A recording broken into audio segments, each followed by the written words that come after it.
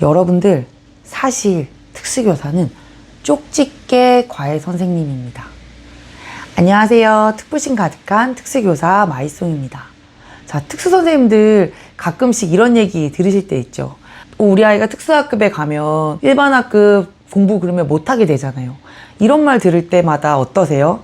저는 지금은 이제 이렇게 제가 얘기를 할 수 있지만, 저도 신규 때는 나도 선생님인데, 나도 가르치는데 보호자분들은 왜 일반학급 수업에만 연연할까, 이런 생각을 하게 됩니다.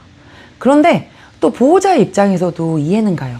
중증학생의 경우에는 오히려 특수학급에서의 시간을 더 늘리고 싶어 하시지만, 경계선 학생의 경우에는 우리 아이가 일반학급의 교육도 따라갈 수 있을 것 같은데 너무 일반학급의 교과서에 또 충실하지 못하게 될 것 같아서 이제 두 마리의 토끼, 이런 생각을 하시게 돼요.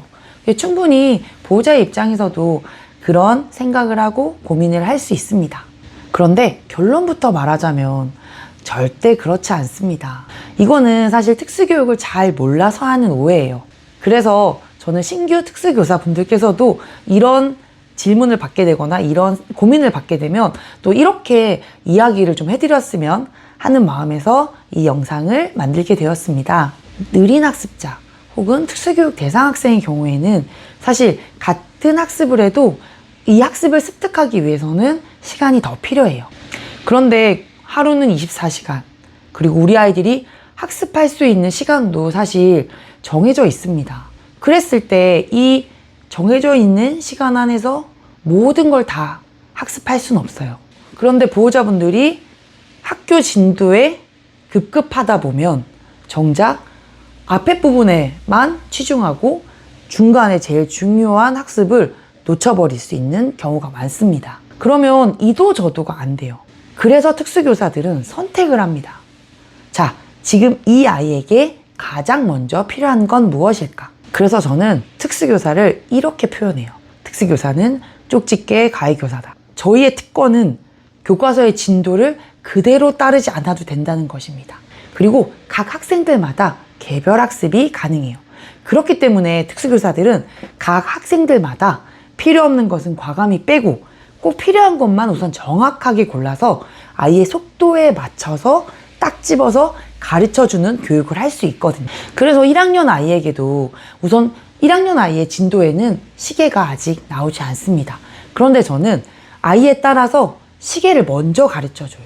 교과서에 나오는 진도보다 먼저 시계를 가르쳐주고, 그리고 교과서에 나오는 지문을 읽고 대화를 풀이하는 것이 아니라 실제로 대화하는 방법을 먼저 가르쳐줘요.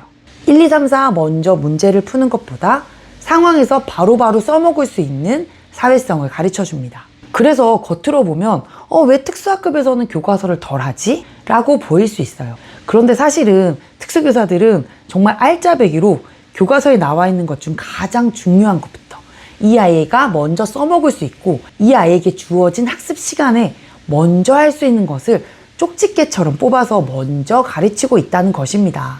자, 여러분, 특수학급은, 특수교육은 아이를 일반학급과 분리시켜서 뒤처지게 만드는 곳이 아닙니다. 아이가 자기의 속도로 제대로 갈 수 있도록 만드는 곳이에요. 그리고 그 시작은 이 아이에게 가장 먼저 중요한 것, 가장 필요한 것을 먼저 가르치는 것, 이것이 특수교육의 핵심이에요. 그렇기 때문에 우리 아이가 학습에 뒤처진다 라고 생각하지 마시고, 특수교사분들도 이런 이야기를 들었을 때 위축되지 마시고 이렇게 설명해 주세요. 저희는 쪽집게 교사입니다. 자, 그렇게 우리가 특부심을 가지고 특수교육 믿어주세요. 우리는 특부심 가득한 특수교사들, 그리고 쪽집게 과외를 받고 있는 특수교육 대상자입니다.